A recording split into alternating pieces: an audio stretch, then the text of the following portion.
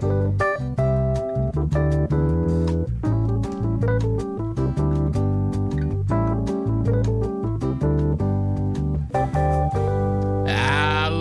and welcome to another Happy Pod, the only podcast in the world. My name's Nathan and I'm joined by Lawrence, who's a dickhead, and he's going to tell us all what this show is all about. Nathan James Beware. This is the show where each... No, it is your name, Not my Beware. name. No, you got it wrong on two accounts. Nathan Jeremiah Beware.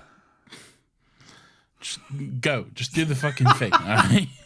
Nathan, this is the show where each week we get together to discuss something in the realm of pop culture. It could be a movie, could be a TV show, it could be a video game, or it could be an undisclosed amount of X-Men movies in simultaneous weeks. We're done. We're almost here. This is it. We've got to do this one and then we're done. They said it couldn't be done.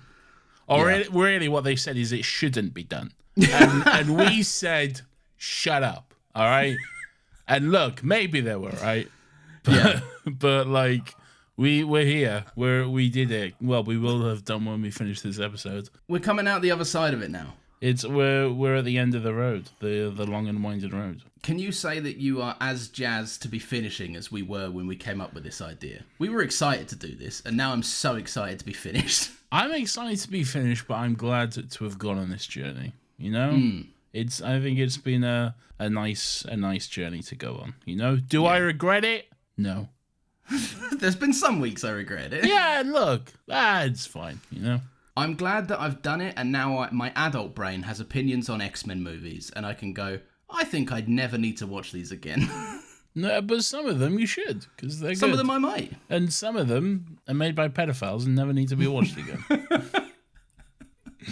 You know? Oh, Nathan, we're here. It's the final Deadpool movie. It's the final X-Men movie. Deadpool movie and X-Men movie. Although it's not the final Deadpool and X-Men movie. No, it probably won't be. Probably won't be. Oh, that's another thing. If this list is incomplete in a couple of years, no. We're not coming back No, to we can complete come it. back in a couple of years. If there's maybe there'll be an MCU X-Men. Oh, yeah, but we haven't done any MCU stuff in ages. We're doing one right now. Well, yeah. Oh, yeah, true. This is MCU. Someone get Beth on the phone. Yeah, I forgot about Beth. Sorry, Beth. Forgot about Beth. That's so mean. I know, in the sense that like I haven't forgot about her as a person. In the sense that like we always get everyone for, we used to anyway. Always get everyone for the Marvel stuff. It's not a comment on Beth. It's just a comment on me and you just didn't want to do Marvel movies. Yeah, but yeah, this is an MCU. It starts off with the fanfare. But he's Deadpool and he's singing it because he breaks the fourth wall. I did like that because it's what I always do whenever I hear those little. It's what everyone does. You can't help it. It goes on for a bit, but like, you know. Yeah. It's fine. It does overstay its welcome. Nathan, speaking of overstaying its welcome, we've done so many X-Men movies. We have indeed, yes. So for the final time, I will ask you your general thoughts on this movie, on an X-Men movie, Deadpool and Wolverine. For the first time, I'll ask you on your thoughts on Deadpool and Wolverine. Actually, no, let me give mine first. All right, because I don't know where you're at. All right. So, Deadpool and Wolverine is a movie that came out, and I think it's a good bit of fun. All right. Is it peak cinema for real? No. Is it changing lives? No. Is it trying to? No. All right. I think it's just trying to be a good fun time at the movies. And hey, that's what I had. A good fun time at the movies and later my bed when I watched it in bed on my laptop. You know? I know. I didn't see this in the cinema. I watched it on my TV twice. I did 2 viewings so that, well, everyone knows this, earlier on in the X-Mania saga, I was making too many off-the-cuff comments about you was getting a little judgy, all right, and you was making a few too many bitchy remarks. I had to pull you up on it, all right, about a movie that you had not yet seen. The people in the Discord and in some comments gave me some remarks, and I was like, you know what, I'm going to fucking watch it. I think they were right to. You were getting a little bit too fucking big for your fucking boots or whatever. In the words of Stormzy. Sure, you're getting way too big for your boots. That's Stormzy? God, I hope so now. Otherwise, we're very old and out of touch. Here's Stormzy. Shut up. There you go. That he does say that. Yeah. You might be saying that to me a lot today. Oh, here we go. Great. Well, that's good to know. All right, we'll see you next week, everyone. Wraps it up. I don't know if I have the energy for this, man. Here we go. No, it's not. It's not all negative. It's genuinely not. All right, we'll see. Because I'm more mixed on this than I thought I'd be. In the lead up, I made a few comments. I didn't. Yeah, I saw the trailer. I was like, maybe this isn't for me. I'm not sure if I'll get much from this. And this is tough. And I'm gonna try and be nice, right? And I'm gonna try and be measured. I don't like this, and I don't dislike this. This movie to me is like, I think it's got cool ideas, and I think it does some interesting stuff, and I enjoy the way it utilizes certain concepts, which we'll get into. But I didn't really care about it. Like, I was watching it, and I was like, I understand that, and that's fun. I don't mind a bit of that. But then I just was like, I'm not bothered by it. I didn't come away from it being like, I'm glad I watched that, or I'm annoyed I watched it. I just I couldn't buy into the emotional stakes for the movie. And it just kind of, I don't know, it lost my interest in a little bit. And I think that I don't like the director. Like, as a person, I'm sure he's great. I don't like his work. To be fair, what I've seen of it. I've only ever seen one other movie he's made, and I thought it was fine. You don't see Night at the Museum? Oh, Night at the Museum slaps. Yeah, no, it's a great one. That's what I'm saying. For the most part, and for the stuff I've seen, like there's some of it that's okay. What else has he done? What else has he done? He did Free Guy. Yeah, that's the one I've seen. Big Sin. That's the one I've seen, and it was fine. Oh, I didn't like Free Guy. It was not fine. talking about Free Guy. It was nothing. All right. Who's out here expecting Free Guy to be Citizen Kane? All right. I don't care for Citizen Kane. Come on, man. No. And right, this is what I'm saying. I don't want to get bogged down in like I'm not going up to bat against this. This is just we have a podcast where I have to say how I feel about a movie, and this is just honestly how I feel. I don't care one way or the other. I think there's definitely a place for it. It. Like you say, it's not trying to do anything other than entertain, and for the most part, I mean, it's clearly succeeded. He's a exec producer on Stranger Things. Yeah, Sean Levy, yeah, big time. Oh, I didn't know. I think he directs like a couple per season as well. I'm fairly certain. I could be wrong. Interesting. No, I don't know. I tell you what I did like, and this is something we already spoke about a little bit on X-Mania. I really liked the introduction to this. Oh, he made What Happens in Vegas. That's a good movie. I like that. What's that movie? Ashton Kutcher, what's her name? Something Cameron. Blonde. James. No, fuck off. No, blonde woman, Cameron. Dove Cameron? Dove Cameron? No, it can't be Dove Cameron. She's a blonde woman. Is it Dove Cameron? Dove Cameron. No, Cameron Diaz. Oh, there we go. Yes, there we go. Yes. That feels more age appropriate. Yes. I'm fairly certain Dove Cameron's like our age. Who the fuck is Dove Cameron? I don't know who she is. I just know she's a woman that exists in the world somewhere, and I'm pretty sure she's around our age. Are you thinking of Dove? The deodorant. The blonde Disney girl? Yeah, I'm pretty sure. Is that Dove Cameron? I think. Let me have a look at this. We've got to get our Camerons straight, and then we'll move on. Oh well, this picture of her on Google, she has brunette hair. For God's sake, that discount that. But I do think this is the person though. Yeah, she was in Descendants 3, and also Descendants 2. I don't know why they put them in that order, but there we go. I was gonna say what happened in the middle there. Anyway, look, whatever. Good. Well done to you, Dove Cameron, for being called Dove Cameron, I guess. Yeah, I don't know. I don't even know why we're talking about Dove Cameron anymore. No, neither do I. We got off topic, all right? Anyway, what was you saying about this movie that you hate? I don't hate it. I don't like it, but I don't hate it. I was actually really intrigued by the intro. I really liked the intro to this. And I thought that I was not going to like it because it's doing all the... You know, straight away, like, I'm pretty sure in the first announcement for this movie, Ryan Reynolds was like, we're not going to touch Logan. We're not going to disrespect Logan. He was being really careful about Logan for fear of fan backlash. And then I just enjoyed within, like, one of his first lines in the opening was just like, if you're wondering how we're going to do this without being disrespectful, we're not. Yeah. I really enjoyed that. That's funny, yeah. It's just him desecrating the corpse and digging it up and stuff.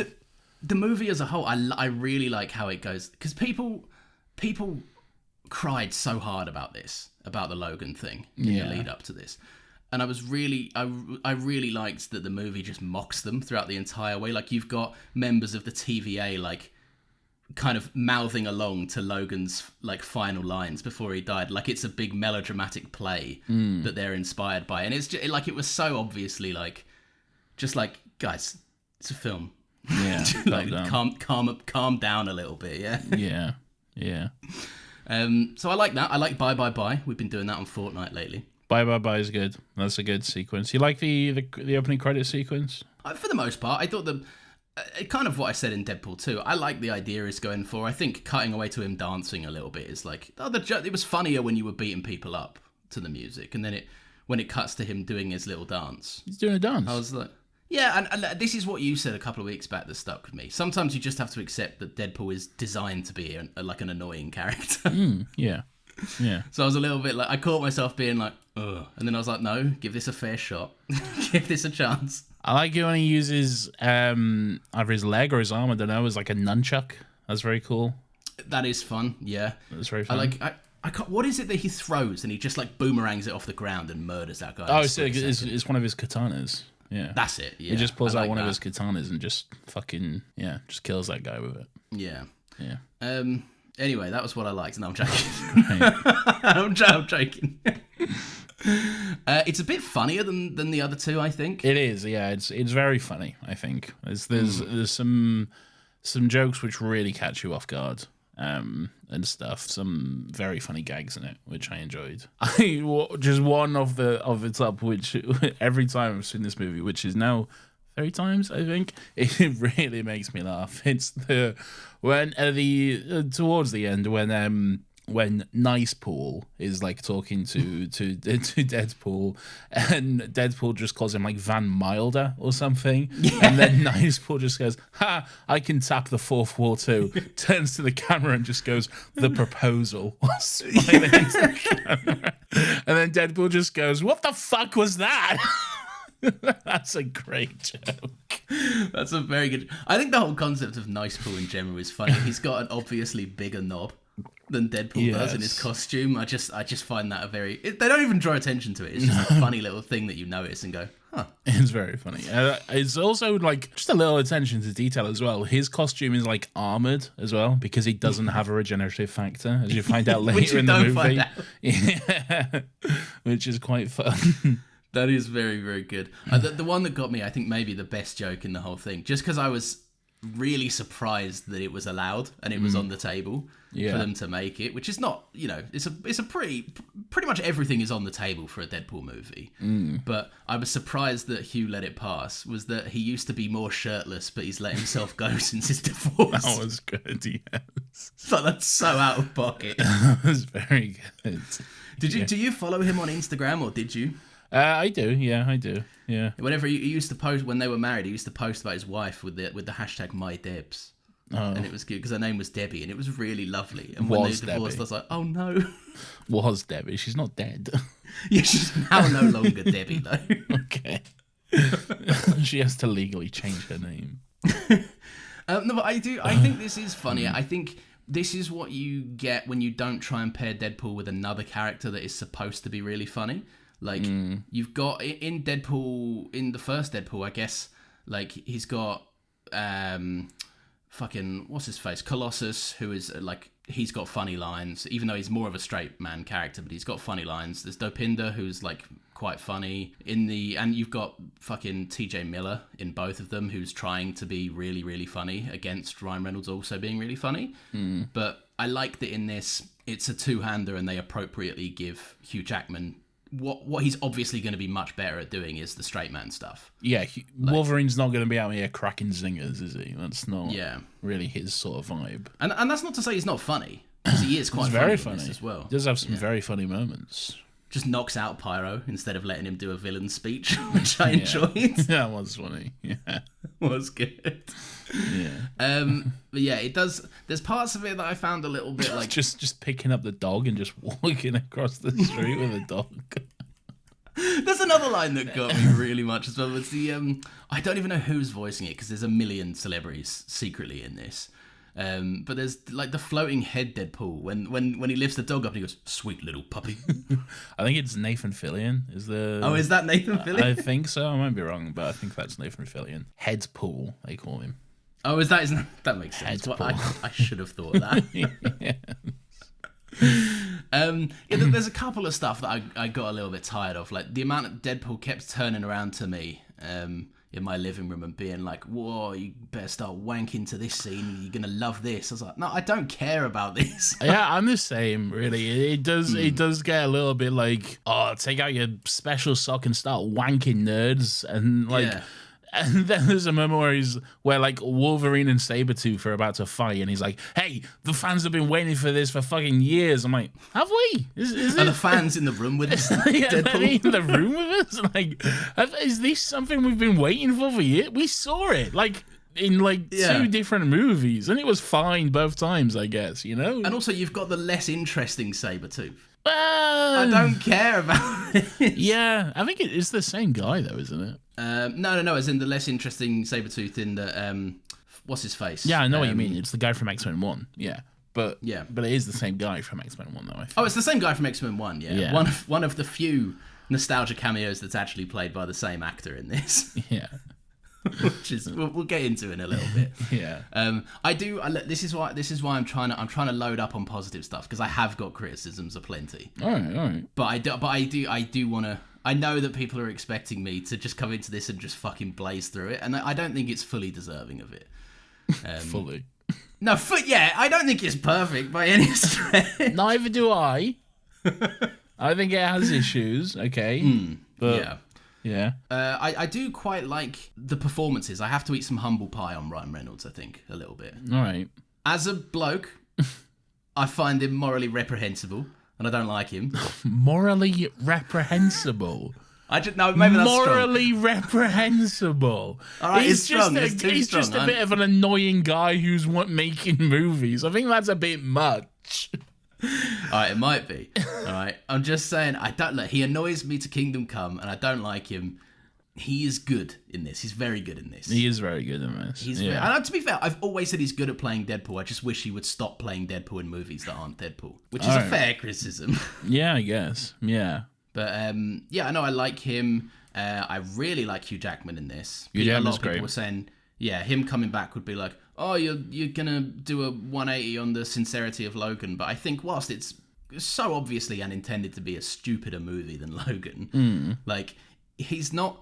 I think his performance in Logan is better, but he's not phoning this in for Marvel money. He does show up and perform in this. No, I don't think Hugh Jackman would phone it in. Hugh Jackman's not the fucking phone it in type. If you're getting Hugh Jackman, he's there. He's giving you what you're fucking paying for. You know.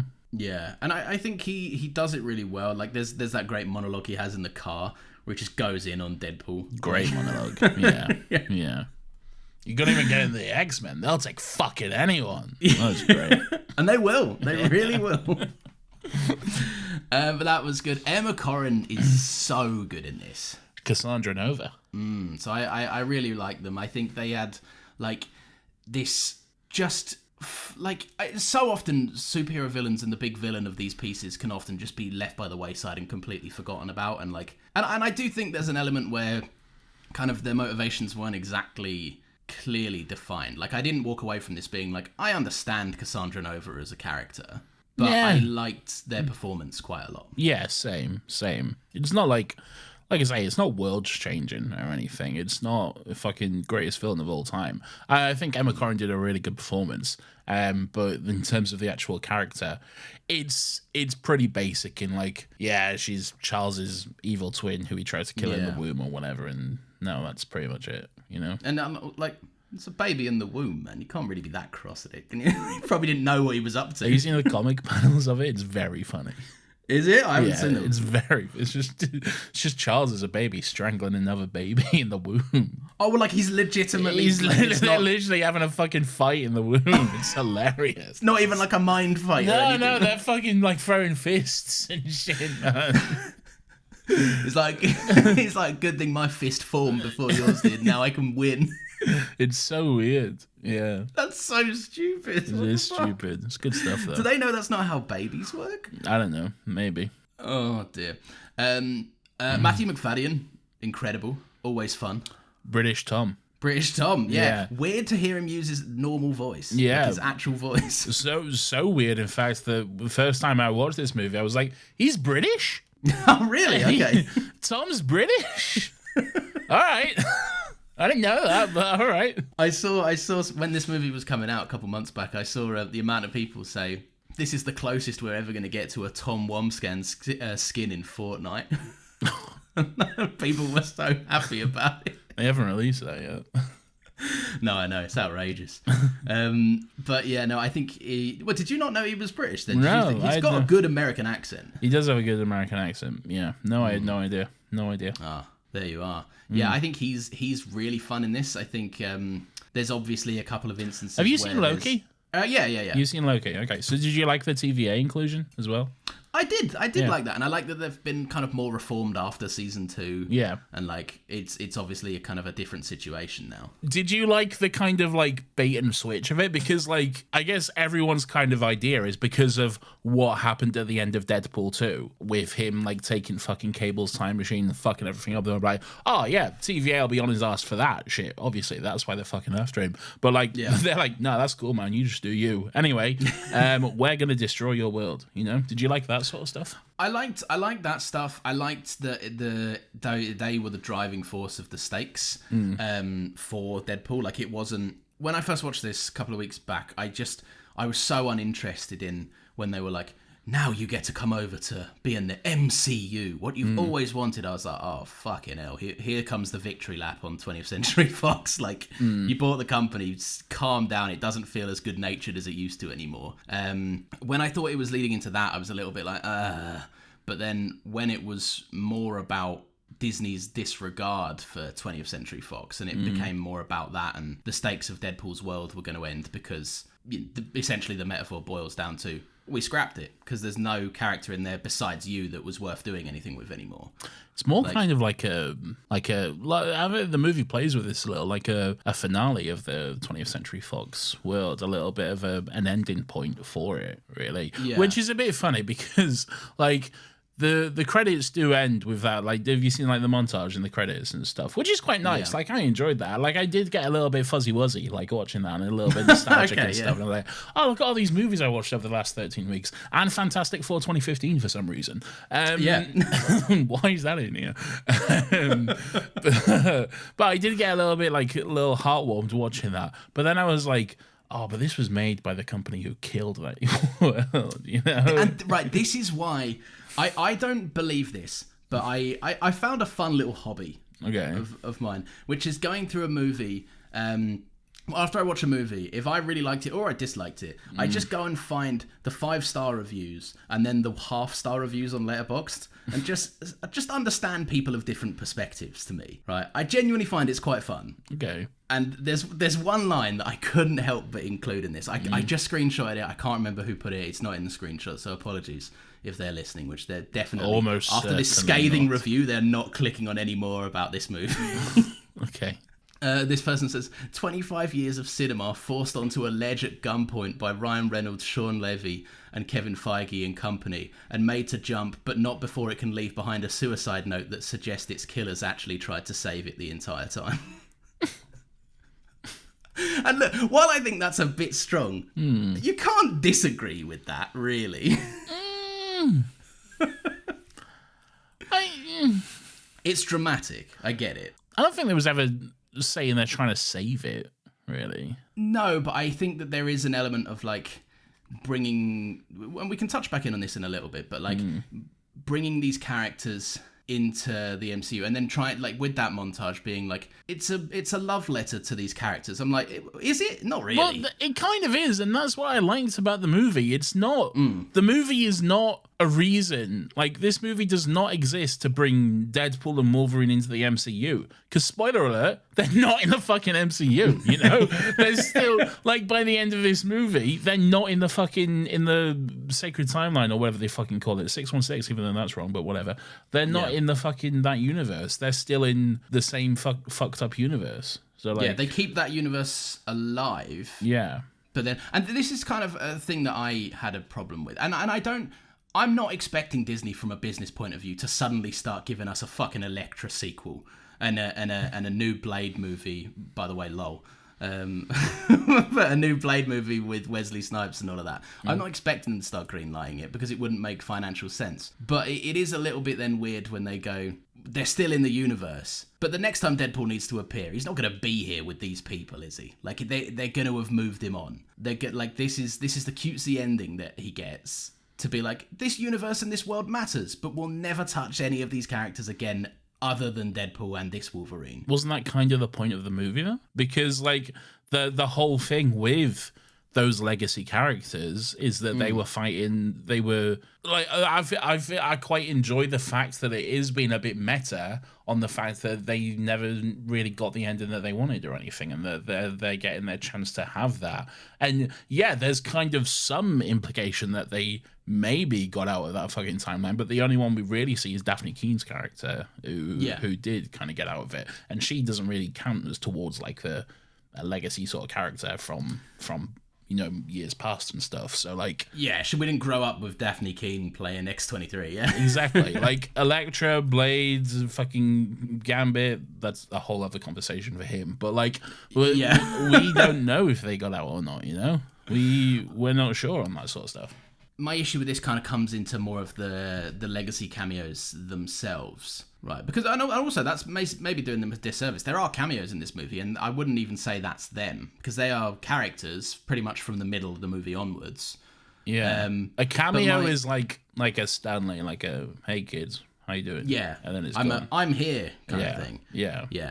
I don't know. I just think in terms of the cameos, I think they kind of are a bit window dressing-y. And I know that sounds a bit, maybe a bit mean, but I think they're an idea. A cameo is Henry Cavill in this movie. That's a cameo. Oh, sorry. I mean the legacy returning then, like Blade, Elektra, again Gambit, but another conversation to be had. But you get what I'm saying, right? That kind of group. Yeah. But what are you saying about that group, though? I think that they're an idea to utilize the multiverse in an interesting way, like to explore the multiverse through binned concepts and rejected concepts of movies that obviously we have some knowledge of because we grew up watching these and we knew the news and all of this. But that's an interesting exploration of the multiverse, and maybe one of the most interesting things Marvel has tried to do with the multiverse, which I was really interested in. But they're also not really people. Like, Blade just repeats catchphrases. It's pretty much all he does. And slurs, by the way, which is a bit gross. I understand it's the edgy Deadpool movie, but I was a little... That I genuinely went, whoa, I wasn't expecting that to come out of a Marvel project now. Fair. But and fucking Elektra, I get it, the Ben Affleck Daredevil joke is funny when she's like, I don't care. It's funny, but like what that does is then chip away at Elektra as a character, like, because she's not Deadpool. She doesn't know who Ben Affleck is. So for me, it felt a little bit like that could have been a moment where I got just a glimpse of who Elektra is, because I don't care about the fucking Elektra movies. But the movie wants me to, so maybe help me halfway there, I think you're reading too much into it, really. But I feel like I would be reading too much into it if the movie wasn't overtly saying, this is a love letter to 20th Century Fox. Yeah, maybe. Like, if this was a metaphor I pulled out my arse and tried to cobble together, I'd get that. But they put the metaphor there. I didn't put it there. Maybe. I think sometimes you just have to accept, though, it's also a comedy movie, and there's going to be a bit of fun and some singers in there, Yeah, and look, and this is kind of what I was saying in the start of the episode. I'm not coming up to fucking try and clobber this movie. I just think that these are some of my criticisms with it that I think it maybe would have been a bit more interesting to see those characters developed more. If this is supposed to be their grand ending and their farewell, and Deadpool of all characters is supposed to look on these characters as hard done by, and there's still stories worth telling here, maybe give me a glimpse of that. And I know they're side characters, and I understand they're there to support the main cast, but at the same time, I think you do get a glimpse of that. I don't think Jennifer Garner making a Daredevil joke diminishes that, I think is still with that you can still do some good stuff, and I think like the fight sequence that they all have at the whatever, I think that's all really good stuff, and they do all get a moment to shine in there. I do like that, and I like their individual moments. Like there are some genuinely cool kind of fight sequences in this, especially with those characters. And also, the movie's not called Elektra, Blade, and Gambit, you know? No, but they do, you have to admit they do want us to really care about. I don't think they do. I don't think they they want us to really care about them. Just a little bit of care. care for them in the general sense, but I don't think they're out here asking us for our hearts to bleed for them. Although I will say, that being said, one of my criticisms of this movie is I don't think it has anywhere near the same sort of emotional core to it as the other two Deadpool movies. I don't think it does have the same, because the emotional aspect of the first two Deadpool movies was quite strong. It attempts it with with Deadpool's storyline and, you know, his friends and everything like that, but it just doesn't quite reach the same sort of depths as the other two. You can always tell when a movie is trying to. The thing with this movie is it's doing too much, right? Because there's Wolverine, and there's the buddy cop, and then there's Deadpool variants, and there's Cassandra Nova, and then there's the Wasteland, there's the TVA, there's the rejected movie concepts, there's the big monster that's going to eat everyone. Like, there's so much going on in this that when, by the end of it, Deadpool goes, now Vanessa will take me back. By the end of it, I forgot Vanessa was a character. Because she's not in this, really. No. And that's a shame. Yeah, and that is one of the shames of the movie, is that, like, the kind of, like, extended cast of the other Deadpool movies are largely forgotten in this one. Like, Colossus has, like, 2 lines, maybe. Like, fucking Dopinder has, like, a second of screen time. Especially after the hoo-ha they made in Deadpool 2 about it being a found family as well. That was a little bit of a letdown. Exactly. Cable's nowhere to be seen. Domino's nowhere to be seen, you know. I do like Cable's off in a mountain somewhere just surveying the area. Yeah, sure, yeah. I do like that Wade and Yukio still have their sweet friendship. That's very cute. That's very fun. Probably gets like the most amount of interaction with Deadpool in the movie. Probably, yeah. Out of those returning cast. Yeah. I know it's like it's a low hanging fruit joke, but the fucking Feige said we can't do cocaine stuff. That is funny to me. That is very good. It's funny. Feige said he knows all the code words. Do you want to build a snowman? And the way he goes, yes, but I can't. That is funny. They say because it actually lends credence to that long kind of held rumor that they do have a banned list of words that they can't put in their scripts for this exact reason. Oh, really? And just the way he goes, that's. I think he was getting at that. But years ago there was this. I can't remember who said it, but someone came out and said, like, there's limitations of what you can put in a Marvel movie. Like, they genuinely have, like, a list of things you're not allowed to say. Yeah, that's probably changed, though, because this is the first R-rated Marvel movie. MCU movie, anyway. So, like... Yeah, and case in point, they say them all. So there's that. But I just like the way that Deadpool knew. Another joke I really liked, which I thought was quite clever as well, was there's a moment in the TVA where Deadpool, I think he was just saying, like, some shit about Wolverine, and then he just said, he's standing right behind me, isn't he? And then turned to him and said, welcome to the MCU, by the way. You're joining at kind of a low point. I tell you what, there are some shots in this. It was really nice to see, because 20th Century Fox have been the butt of the Deadpool jokes up until this point. Yeah. Because obviously they're the studio they're allowed to reference and make fun of all the time. Now it's Disney. It is fun to see Disney kind of get... And look, this sounds ridiculous because they wrote the fucking script. They wrote the jokes. It's like me writing a roast against myself and then going, oh... Well, Michael Mouse isn't writing the fucking script, you know. No, but it they still did had to be it. approved. Yes. And, yeah. And but I do like that. There's one joke where Nice Pool goes, "I think it's been all great ones since Endgame" or something, and like people look at him like, "Huh?" Yeah, that was fun. That was fun. Right, should we? I want to talk cameos. I want to go through all the cameos. All Please go for it. So, Happy Hogan. Johnny Favs himself kicks us off with Deadpool having a little job interview with him. He's funny. I like Jon Favreau. I think he's got good comedy chops. Apparently, it came out this week that RDJ turned it down. What, this movie?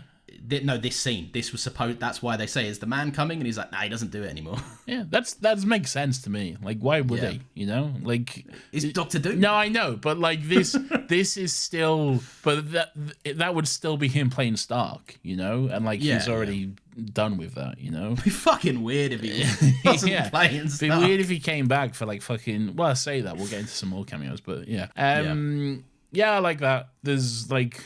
The office is weirdly decorated, I think, with just like Marvel memorabilia everywhere. The weirdest one is the Iron Man helmet in the background, but it's like the kid's version that the kid wears in Iron Man 2. You know, the kid that is supposedly Peter Parker. It's that version. Like, why is that there? That's there. And did you notice that it was precariously placed right in front of the picture? The picture, yeah. But it cuts off Tom Holland. Yeah. I was like, is that a thing? Are you not, because of the Sony thing?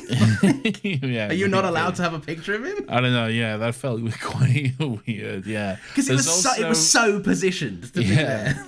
There's also the Cap's shield from Iron Man 2, which isn't really Cap's shield, and it's like half broken and clearly not made out of what's that made of metal called? It's like Vibranium. A prototype, isn't it, of it? Yeah. Yeah. But also in the sense of the rest of the universe, that doesn't make any sense, but whatever. Yeah, of course. Yeah, it is weird. I when I was watching it, I kind of went, this is porn for an ending explained YouTube channel, isn't it? Sure, This Things you missed. Yeah, those guys see it and go, whoa! Oh, look how many red circles I can put in my thumbnail. You know? And look, did you know? I work for who I work for. This is fine. He doesn't do those videos anymore, though. No, but I do other channels that do. Oh, okay. All right. Fair. But I'm not discrediting it. Like, there's an industry out there for it, but it felt a little bit engineered for that exact purpose. Yeah, it did. But I like seeing Johnny Favs. It's always good to have Happy Hogan show up. Various Wolverines. So yeah, there's Little Wolverine, Small Wolverine. There's I like that they just went with Hugh Jackman on a small guy, by the way. Yeah. That's fun. It looks straight. Have you seen the actual guy though? Like, they should just get him. Like, yeah, pretty much. Like, well, it would have looked less uncanny, but that's just because I know what Hugh Jackman looks like. Yeah, yeah. There's who else was there? There was the Spy, Patch or something. Patch, yeah, who's like a fucking James Bond-esque type fucking Wolverine. There's Age of Extinction or Age of Apocalypse. I'm not sure. Is that the big hairy one? This is the one with like one hand. He's got one arm. It's the one in the alleyway when he just beats the fuck out of him.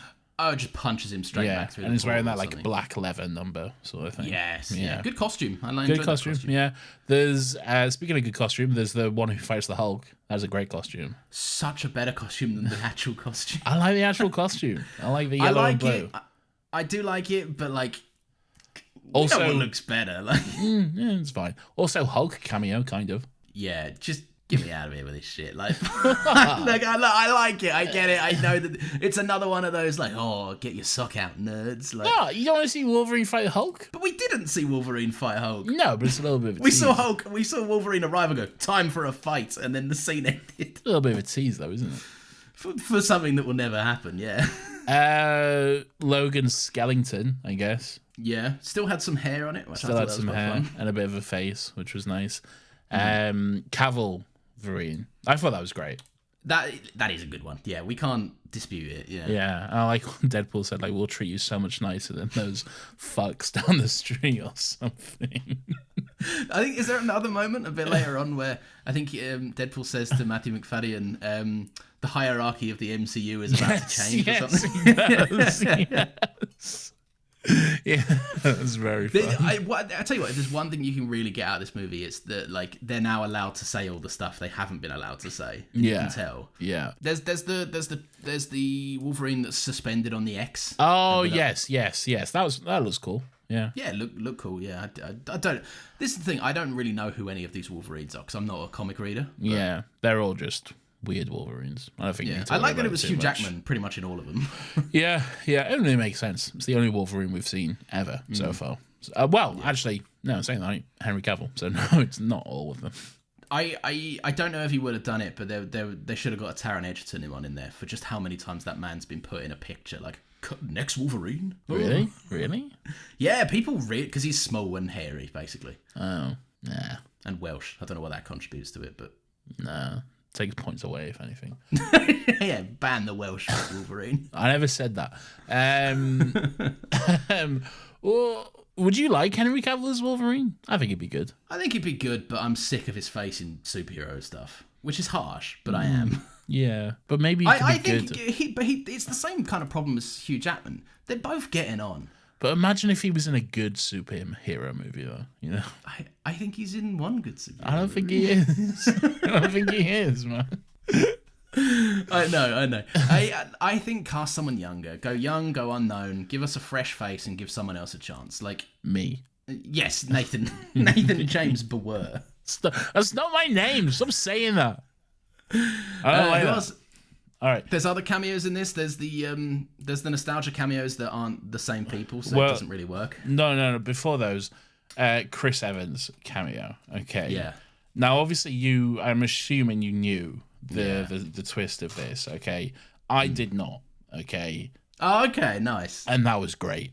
That was so fucking good because they do play it very well in the sense of like.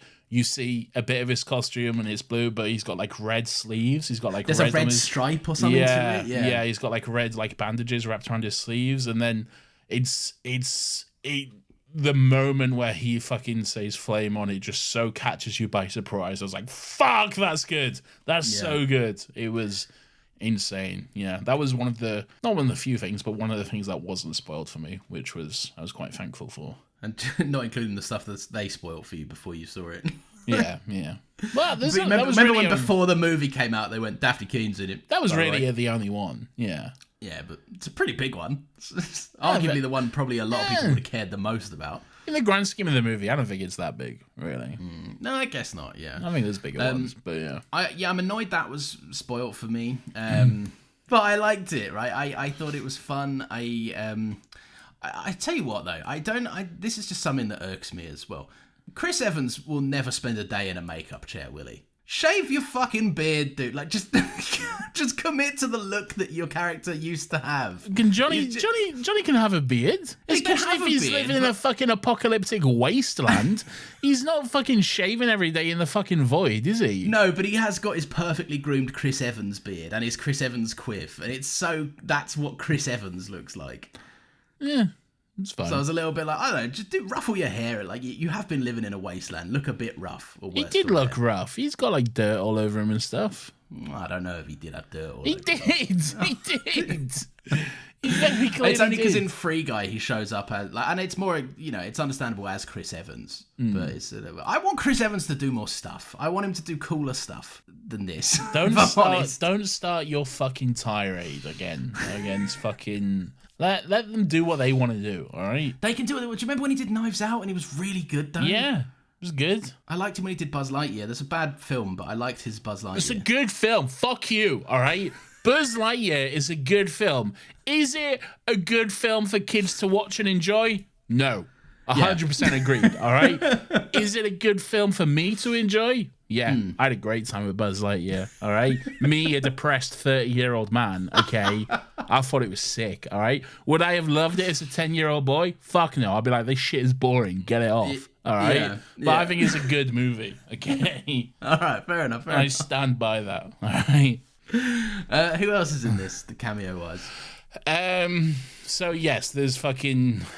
Juggernaut, but not really. There's fucking Psylocke, but not really. Sort of Psylocke, yeah. Yeah, there's fucking... Azazel. I think Azazel was the same guy. It's not the same guy. Oh, is it not? Well, who... I checked, yeah. Well, fucking does the job, doesn't it? Like, I think I only know about Azazel because we spend so many times going, Azazel to each other. Who's out here fucking hammering for Azazel, you know? No, I do think there is something interesting to be said about it, though, which is just...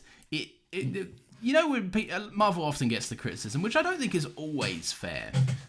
They do often get levied the criticism against them that, this is just fucking nostalgia cameos. It's just cameos so that people can go, it's this character from, or whatever. Right. And that's fair sometimes, and sometimes it's not. I do think this is interesting, because in a microcosm, it kind of boils down that idea to a thing, isn't it? It's nostalgia cameos, but without the characters that you're nostalgia for. So it's just like, there's Psylocke. Who gives a shit? I do think there is there was though, but that's because there was an attempt to get Olivia Munn and fucking Vinnie Jones and everyone to actually play them, but they just didn't want to or whatever, you know? And I get and it. Olivia and Munn's like fucking, she's having babies with John Mulaney and shit now. You know? I think she's just having She's babies. just had a baby. You know? Actually, So, okay. like, Well, as Deadpool says, I don't think you're allowed to say that, Nathan. okay, I'm sorry.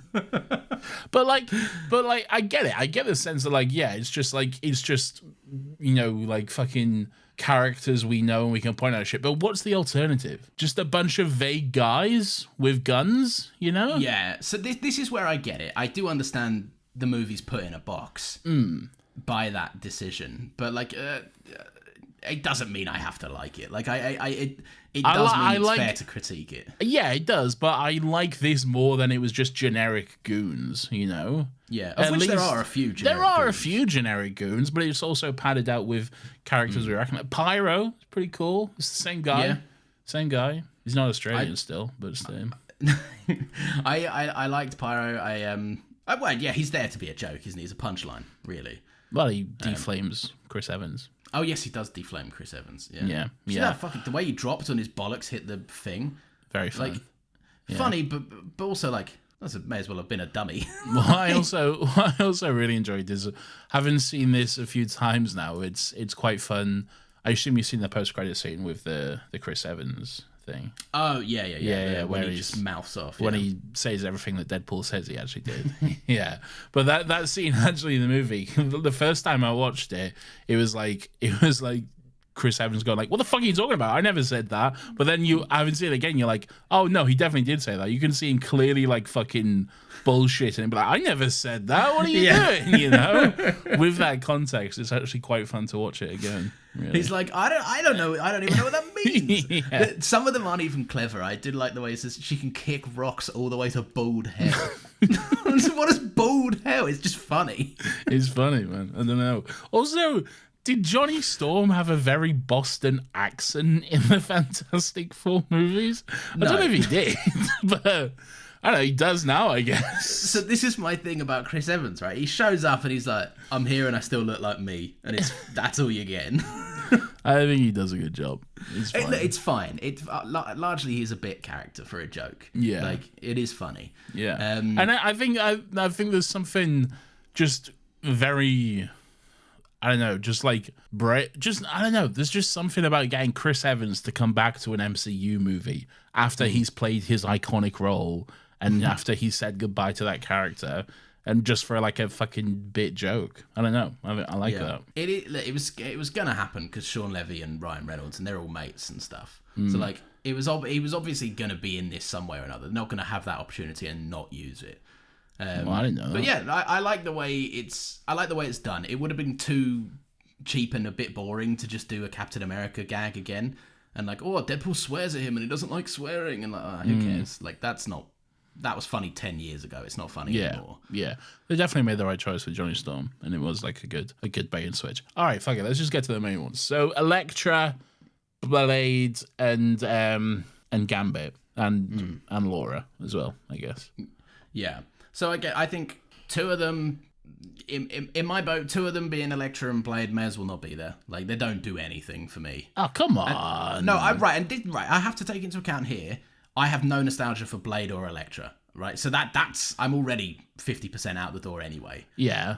But I will also say that I do think the movie, like we said earlier, does want you to care a bit about them, and I don't. And by the end of it, I still don't. I think Wesley Snipes was great. I think he was very funny. Like fucking I know the character was just like fucking one-liners, but that's like I'm fine with that. You know.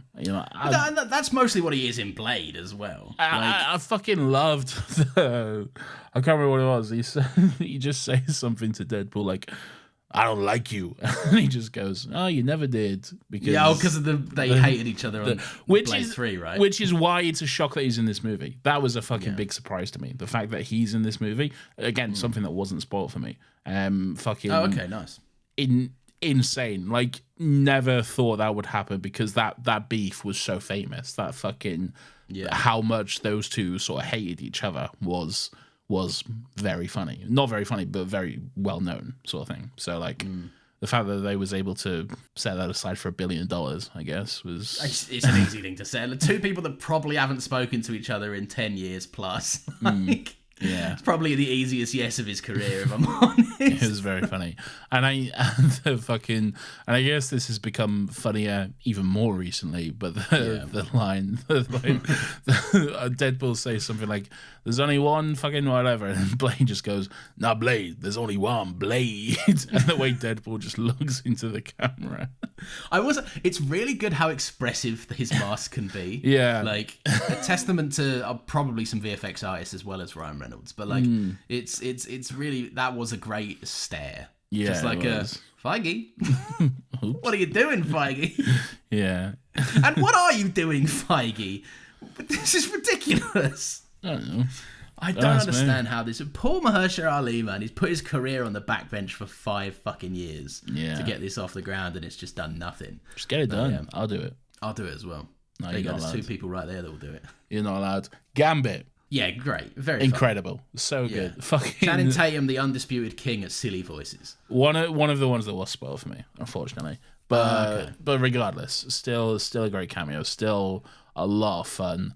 That I like the ongoing joke that like he's always been here because like his movie never got made. He was born there. Yeah, it was like, maybe I was born here. I don't really know.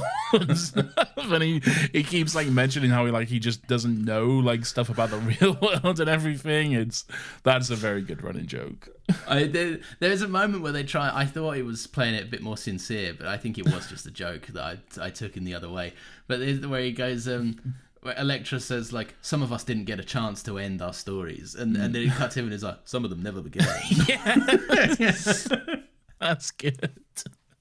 Look, Channing Tatum, this is one of them things that, like, this is insane. Unless you have to be such a specific type of human being born in a certain period of time to even understand this. This is impenetrable. If my dad watched this, he'd be like, what the fuck's this? Yeah, same. Like a good chunk of people won't get that. Case in point, fucking the reason this was spoiled for me is because a coworker posted in. I remember you telling me this. Yeah, a coworker posted in the works group chat.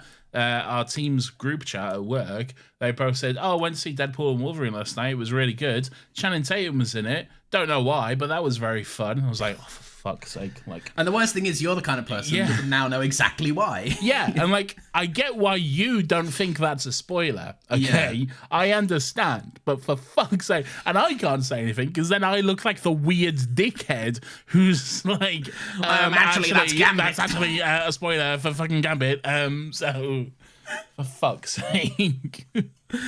Oh, gosh. Yeah. Yeah, that's that lends other. You know that saying "coworker movie." I hate that.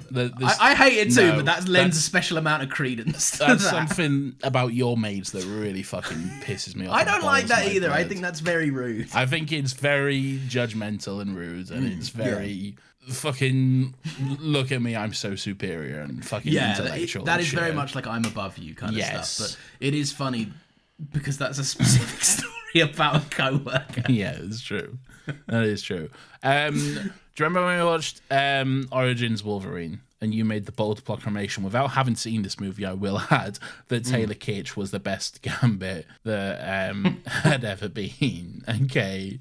You standing by that? No, obviously not. I don't think I said the best Gambit there's ever been. You said something like that. I think he's a good character. I think he's a good Gambit. I think he plays the character well. And look, Channing Tatum's playing the character. But he's not, though, is he? He's a punchline character. He's playing Gambit.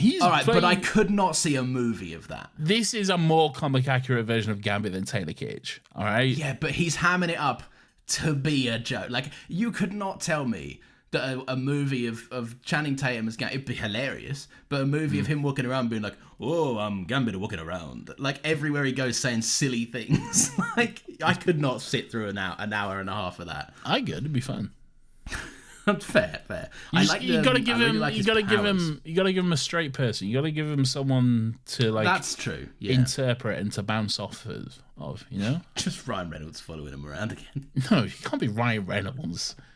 I did like that he was like, we are missing crucial exposition here, or something, but every time he spoke. Give him a Gambit and Rogue movie, you know? Have him That go could be about good. doing stuff.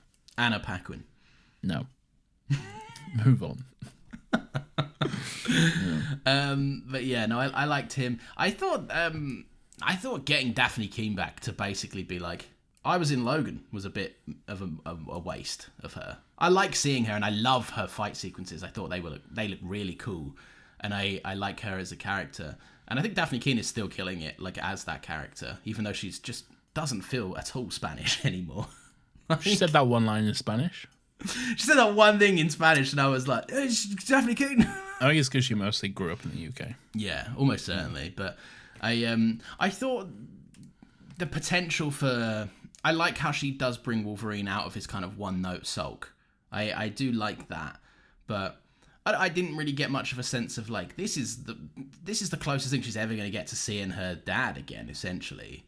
And it felt like it wasn't that big of a deal to her. I get the sense that it's not that version, though. I don't think it's Logan. It's not, Keane. but like No. picture this, right? It's a horrible thing to think about, but like if your dad died, sacrificing himself to let you live, and then an exact clone of your dad, who's got a pretty similar temperament to your dad, showed up, that would emotionally resonate with you. It would, but also counterpoint, all right?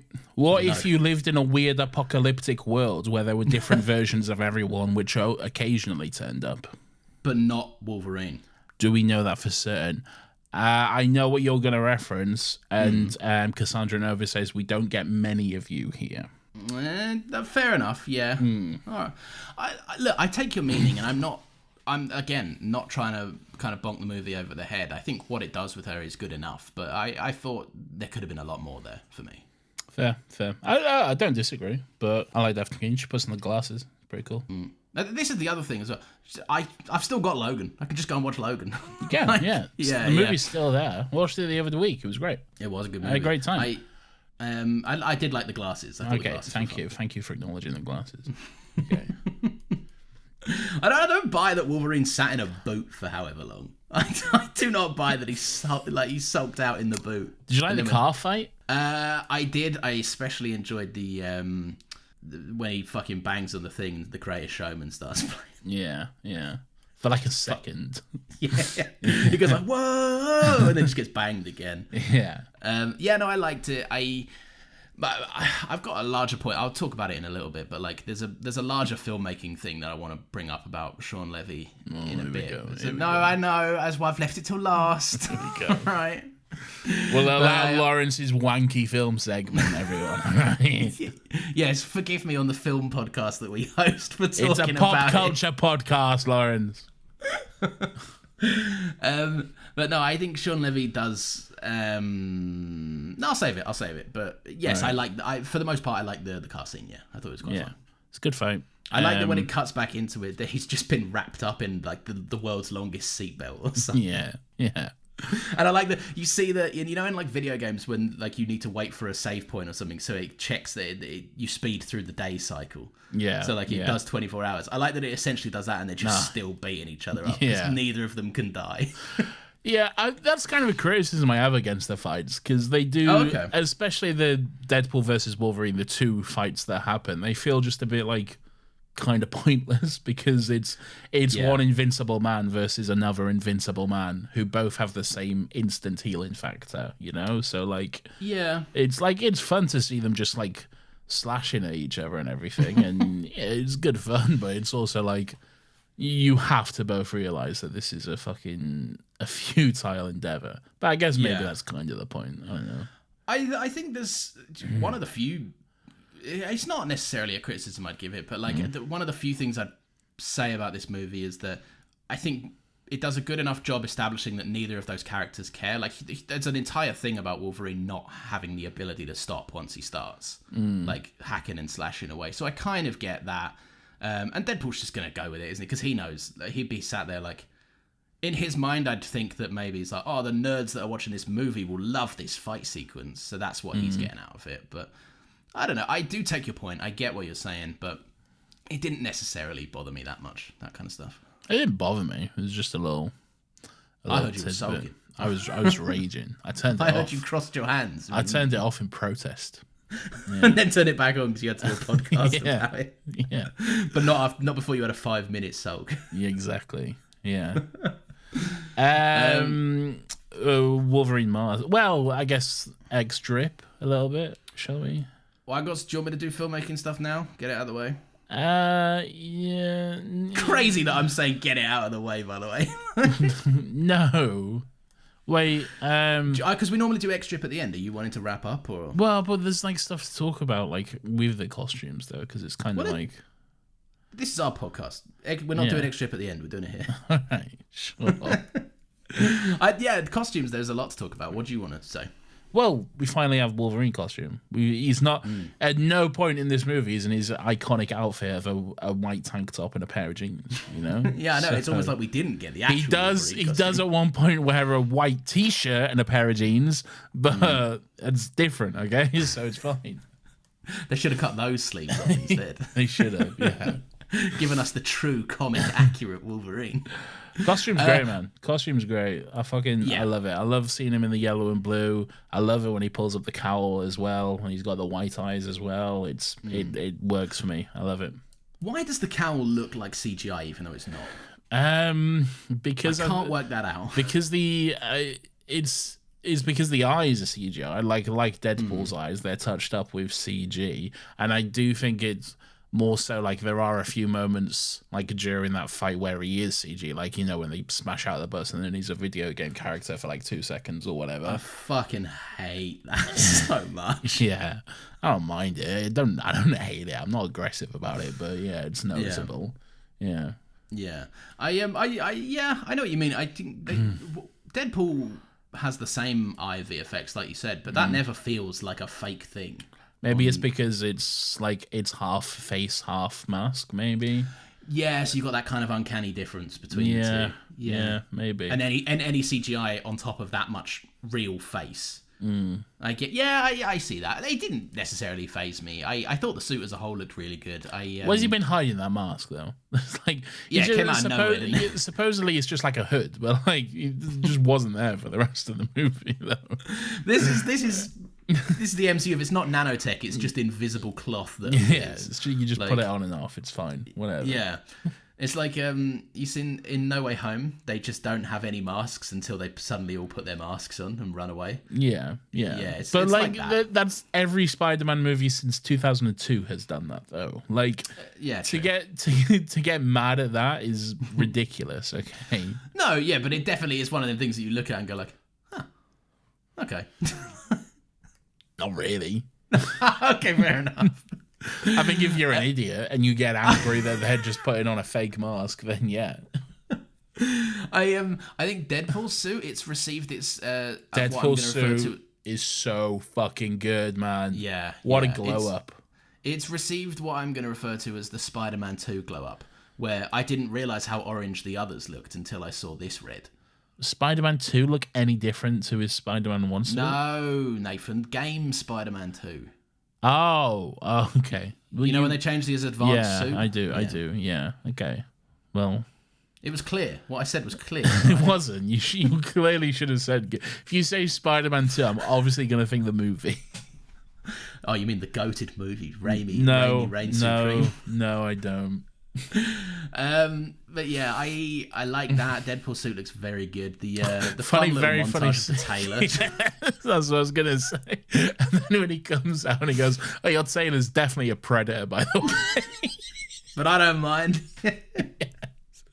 That was one of the few balls jokes that I didn't mind in this movie. Although saying that, there's not really any of them. Really, it's very low on ball jokes in this movie. So they've replaced ball jokes with Hugh Jackman is sexy jokes and sex with a man joke a few times. Is this sex with a man joke? Yeah, there's loads of like, oh, I'm horny for this kind of every time Hugh Jackman does something. Like Hugh Jackman says like fuck off and he goes, oh my god, like he's aroused. I think he just is horny. I mean, but that's what I'm saying, though, isn't it? Right. I don't necessarily think that's haha gay. Okay. If you don't agree, then I'm not going to make this argument. Deadpool is a pansexual character. It's very true. Yeah, that's fair. Anyway, moving on. I don't want to get cancelled. Lawrence quickly backing out of this conversation. After your homophobic slip-up on Still Got Legs last week. I can't even remember what I said, but I know I didn't say it. You just went, look at these lesbians in this alleyway. Fucking hate lesbians. I didn't say that. That's not what happened. Yeah, he did. What other costumes are in this? Gambit. Yeah, Gambit looks great. Gambit looks great. Good. Yeah. Ooh, I'm about to make a name for myself here. That's pretty much it, really. Yeah, I would say. There's like 12,000 different Deadpool costumes. Oh yeah, some of them are fun. Some of them I just don't care for. Like I liked Cowboy because Matthew McConaughey. Was that Matthew McConaughey? Yeah. Okay. Lady Deadpool, who is apparently Blake Lively, but it's not Blake Lively in the suit, nor I don't think Blake Lively voices the character either. Well, then how's it Blake Lively? I don't know, but they're telling me it's Blake Lively, and I'm saying, I know Blake Lively's voice, and that's not it. I think it would have to be Blake Lively's voice. If they're crediting her as Blake Lively, then it would either have to be her voice or physical performance. And it's definitely not her physical performance. So, it's probably just her voice. I'm just saying it doesn't sound a fucking thing like Blake Lively. She could put on a voice. But why? I don't know. All right. I don't know. I'm just saying I've not seen a single thing about it. Counterpoint, does Wolverine sound like Hugh Jackman? No, but I can tell it's Hugh Jackman doing a voice. That didn't even sound like an American Blake Lively, or American Blake Lively is American, but like it didn't sound like Blake Lively doing an over-the-top American accent either. It just didn't sound like Blake Lively. All right. Well, I'm curious. Okay. I don't know how to solve this issue. I just watched It Ends With Us, Nathan. All right? I know Blake Lively's voice. I listened to it for 2 hours. I don't know what that is. It's that movie she's in. I don't care. Who else is there? What else is going on? There's no other fucking costumes that are really all that cool. Not really. But I like. Do you know what? I like the ones that are in it, but there's not a lot. Yeah, that's true. But at least they're finally doing comic accurate. Like, it's nice that we Deadpool at one point goes like, that only took 20 fucking years. yeah, and he's right as well. Yeah, it's true. It's a good thing it's there. All right, do your wanky bit then. Okay. Oh, actually, no. A couple of bits before that. There's just some minor little things I want your opinion on. All right. What did you make of the pacing of all of this? Pacing is a little bit off, yeah. And I think I figured out why, because watching this today, I was like, it does feel a little bit off, and I think I've plotted out why. And I think it's because the end of Act 2 is staged like an Act 3 finale fight. Yes. Yeah. Yes, because it's the fight at the Ant-Man thing, and that's like it's staged like that's the final fight in a movie, you know? It's the third act big battle sequence, but it's not that at all. And then there's like a bit of an act afterwards to go. There's the back in the real world and stuff. So yeah. I think that's what kind of fucks it up a little bit. I think the start of Act 2 is really slow as well. It does so much like, this is the wasteland and this is Cassandra Nova. And I get you need to introduce concepts and characters and stuff, but if it feels like the beginning is so busy and the end is so busy that the middle does get a bit sluggish for me. Yeah, it does dip a little bit in the middle, definitely. Yeah. And I think that's like kind of case in point because you've got multiple long dialogue sequences too, like the Johnny getting shit talked or getting revealed for his shit talking or whatever, like that goes on for a bit. Cassandra Nova then monologues for like 5 minutes, and 5 minutes sounds like nothing, but when you're watching a 2-hour movie, be amazed how much time that feels like. She puts her fingers in your head. Yeah, it's a great effect. That I really like. Great effect. Creepy. Yeah. And it looks fucked as well. Like it looks viscerally uncomfortable. I don't want anything to do with that. Yeah. Unless I'm doing it, I feel like it'd be fun to do. No, not me. Don't do that. Never do that. Sorry. What do you think of Hugh Jackman's abs and Madonna? He's hairy, isn't he? He could have fucking. I know he's Wolverine. He could have had a spruce up a little bit. No, let him be hairy. He's Wolverine. I guess. Wolverine should be hairy. I said it. I was like, that sounds stupid, Lawrence. You've committed it to it now, haven't you? I mean, look, fucking, we know how a 60-year-old man's getting them abs, but like, he's juicing. Yeah. Yeah, he's juicing big time and doing that dehydration thing. I like that B-15 showed up from Loki, and that cool. she had a weird thing going on with Peter as well. That was funny. Is it B-15 or B-52? I think it's B-52. I think it's 15. No, is it B-15? It's B-15. Yeah, it's B-15. Yeah. Is it B-15? Yeah, I can see it on IMDb. Yeah. Oh yeah, cool. Yeah. Yeah. Other thing, this is kind of I think what we were saying a little bit earlier, but just I think unfortunately for this, a lot of the emotional beats come externally. Like, and that sounds weird, but we're made to care about Deadpool's friends and loved ones. Is this your wanky segment? No. Okay. But we only care about these characters because other movies have done that work. Yeah, true. And there's like a few moments in this where like the new information that we're given is all through short flashbacks or montage moments from previous movies. And it's a little bit like, I feel like in the last Deadpool movie, like Vanessa was such an integral character to the first one. And in the second one, I think she's used interestingly, but definitely not enough. And in this one, I was like, I don't know, it feels like she was tossed to the wayside a little bit, especially considering Wade's entire motivation is, I don't want these people to die. We never really get to feel how much he loves them, apart from the director being able to use montages from other people's work, and I get that's part of a franchise. There is added context and movies benefit from that all the time, but they still should have felt like more of a tangible presence in this one as well. Yeah, I agree. Yeah. Kind of. Anyway, shall I do my wanky bit now? Yeah, do your wanky bit. Okay. I don't like Sean Levy's direction. I think he's the exhale you just, I don't know if it will appear on the mic, but Nate just went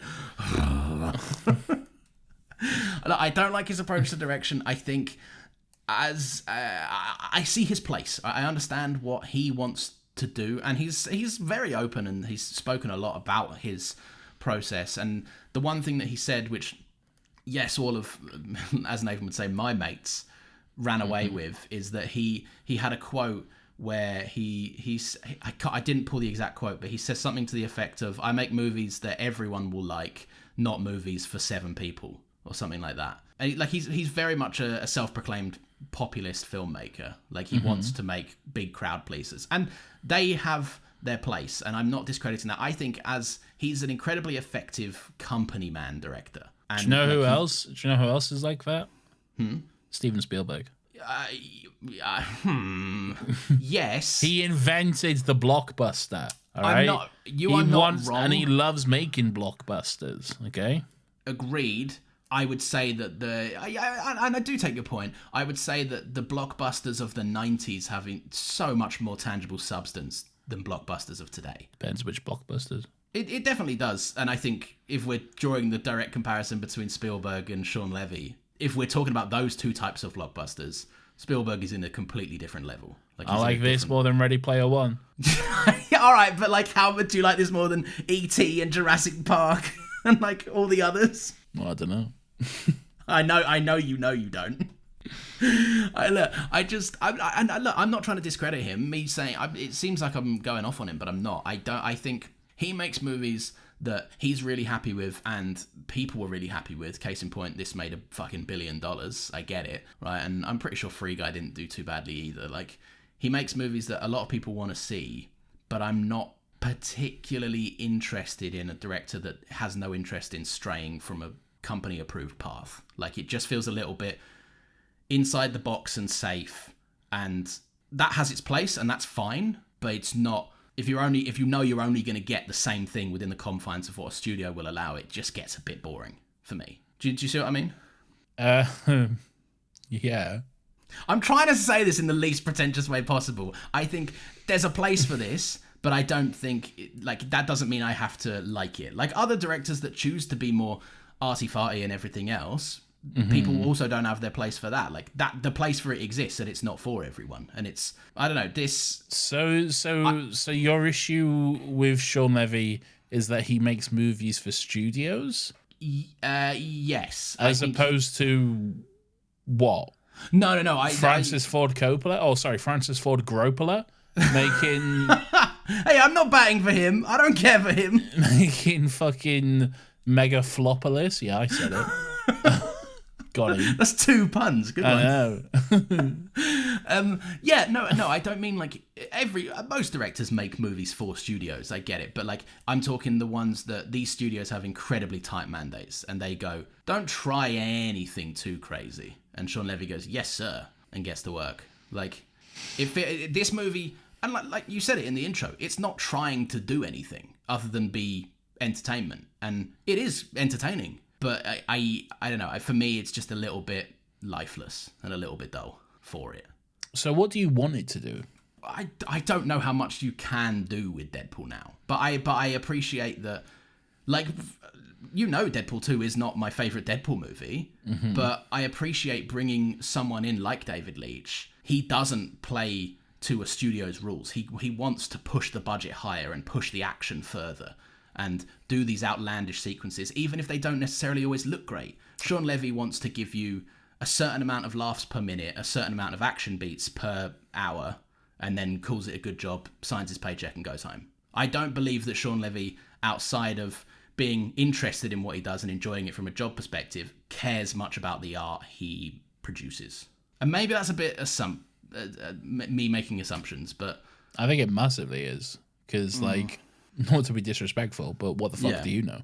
No, I get it. I agree with you. And like I said, maybe that's harsh, but like, I think it's clear. And on also, the screen, like, you say like fucking, what was the other guy you said who directed Deadpool 2?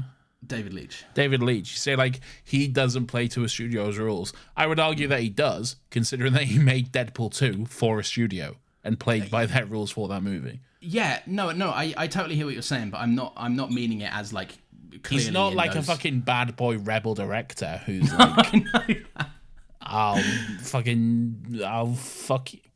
you, and I'll do what I want, you know? That's what he does in the meetings. He went, "I'll fuck you, fuck you."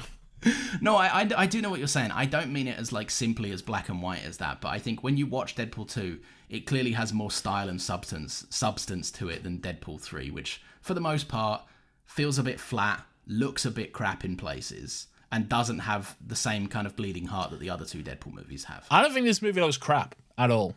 I think Deadpool 1 looks like shit. All right, this movie does not look like shit. Okay, I think there's a difference between looking ugly and shit, Deadpool 1, okay, and setting a tone of an apocalyptic world, okay, and even but then when he's not in the apocalyptic world, it still feels ugly and shit. I don't think it does at all. And also, there's moments within the apocalyptic world where it looks quite nice in certain fucking lights and certain aspects and stuff. I disagree. I don't know. Like, I don't know where I was like, because it's an eye thing, isn't it? Like, if it didn't register to you as, like, for me it felt bad, for you it felt good. I can't dispute that. But like, I don't know. For me, it just felt a bit flat. Like I tell you what. You think this looks worse than Deadpool 1? I think they both look bad in different ways. I think Deadpool 1 looks like dog shit, man. It looks color palette wise, dog shit. Yeah. Deadpool 3, colour palette wise, looks nicer than Deadpool 1, but Deadpool 1 moved the camera in more interesting ways. It cared more for its blocking and its staging, even if it looked visually. I feel like this moves the camera in interesting ways. Okay, I don't know what to say other than I disagree. Because I don't have I'm not a camera operator. I don't have the kind of terminology to articulate what I mean. But for me, it just felt a little bit more, limited. All right. I don't know how to describe it, but like, this doesn't look horrendous, I don't think at all. But I just think there's elements to this that I just don't find visually. I think this is a more flat movie. This feels very like, I don't know how to describe it other than flat. Maybe I'm not the right person to critique this because I don't have the terminology for it at all. I'm not well versed in camera operation or whatever. But yeah, I don't know. For me, it didn't pop like Deadpool 2 popped. And if you're talking about like dystopian wastelands, like that little, I know they're going for different vibes, but that kind of like Terminator 2-esque fucking lovely pop of color we got from Cable's world. So much more visually interesting than like, I'll tell you what, I fucking watched Mad Max and Furiosa that dealing with pretty much the exact same backdrop. One of them feels orange and lived in, and the background has textures, whereas this is like using a green screen for a field. Like, what are we doing there? Go to a field. So I don't know. That's kind of my beef with it. visually at least. All right. You see what I mean?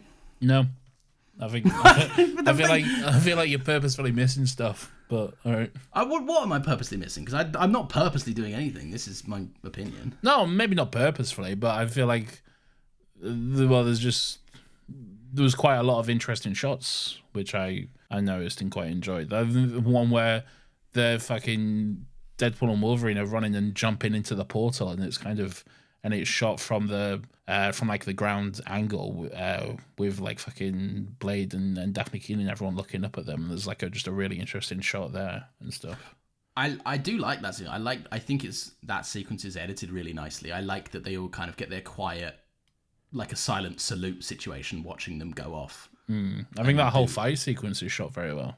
Really, that fight sequence is good. It's one of the highlights, I'll say, especially for that wasteland sequence. I do, and in terms of like the visual stuff, I feel like what I enjoy is that the wasteland is quite desolate and colorless, but then you do have this pop of color in the bright yellow and the bright red of the costumes sticking out in that world. So it's like, that's what I'm saying. It's like, it's a tone thing. I don't think it's like we made this look like shit because we couldn't be bothered. I think it's intentional. I think it's this world looks like shit because this is a shit world, and here we have this pop of color of these bright characters who have come into this world, and over the course of the movie their costumes get more and more fucking dirty and torn up and shit as it goes on, with more stuff that happens to them and as they get dragged down. I think it's the thematics of the movie. Yeah, I hadn't considered that. I do like that kind of, especially with the costumes, like you say, removing their individuality into this more sludgy, grosser, grayer world kind of thing. I guess the only thing I would say is that it's just, if it's like pretty much the large background setting for pretty much your entire second act, I would try and make it look a bit, you can make stuff look bland in a more interesting way. And that's like I don't know, like Deadpool 2 I think did that in a large part. But again, I like that take on it. I like the kind of characters bring the pop of colour to it. That's quite interesting. And I hadn't thought about it, to be fair. There you go. Cool, man. Cool, man. I don't like the full CGI body double. What are we doing with this? Where would you mean? When you remember that moment where Hugh Jackman jumps out the back of the bus and is just Ryan Reynolds is talking and is to literally an NPC game character. Yeah, looks like shit. Yeah, so that for me, 1 star. Great. No. Yeah, I got some little things. Have you got some little things? Unless there's anything else you want to talk about. No, do your little things. I think every time a character says "let's fucking go," it feels really awkward and inserted in. Oh, disagree. I like it. I don't like it. The way it feels very much like the cool kids are saying this. Let's write this in. No, disagree. I like it. Worked for me. There's a nail salon called Liefeld's Just Feet, which I found was very funny. Very funny. And maybe my second favorite joke in the whole thing, which is there's 206 in every. There's 206 bones in a body, 207 if I'm watching Gossip Girl, which is just a very crude comment about his wife. Yeah, which I do appreciate. I thought it was really funny. You see, I've heard that joke a lot, so I kind of like I'm over it by this point. But... Oh, what? Like what? You've heard it outside of this? No, but like I've seen that dance sequence a few times. So. Oh, okay. Fair play. Yeah. Fair play. Yeah. Those are my little things. Anything you got to say? Love the dog. Love the dog pool. It's hideous, that dog, isn't it? It's beautiful. It's beautiful. It's great. That dog came to my hometown recently. Did it? Yeah. I don't know why, but there was like a fucking... It came to a Deadpool and Wolverine screening at fucking one of the cinemas around here. What the fuck? Why? I don't know. I have no idea. I won't say where you live, but like, it's not exactly a fucking Hollywood hotspot, is it? It's not. It's very much the opposite. Oh yeah. For context, if anyone's new listening, neither of us like live in London. Like, we don't know why this would happen. We used to. Should we do some thoughts from people that wrote in? You should. I should. All right. Well, I was preempting that and I was getting them up. All right, good. By the way, you can let us know thoughts on a movie or whatever we do if you want. If not, don't worry about it. It's not a big thing. Carney says, what would your shirtless slow-mo music be? Or slow-mo walk music be? Oh, first of all, speaking of that, there is a few great slow-motion running sequences in this movie. I particularly enjoy the one like towards the end where British Tom is like, oh, Deadpool and Wolverine, they're dead now, so sad. Oh, well, they're great heroes. And then you just hear Deadpool going, he is risen, baby girl. And I don't know what to say. And that's the other, I forgot to mention, this needle drop scene. Great needle drops in this movie. Relentless needle drops. Great needle drop. No, it's not even a needle drop, but the score when fucking Elektra, Blade, and Gambit Blade walk specifically in, when he comes through, yeah. Slaps, man. I don't know what that beat is, but that's fucking sick. It's got like that thing that goes, whoa! Yeah. It does sound cool. It does sound very cool. It makes it like, even me, someone that doesn't care for Blade, I was like, that's an entrance. Like, yeah. That is an entrance. Anyway, what was that question? So Carney writes in and says, what would your shirtless slow-mo walkout music be? Well, I wouldn't be shirtless because I have too many self-confidence body issues.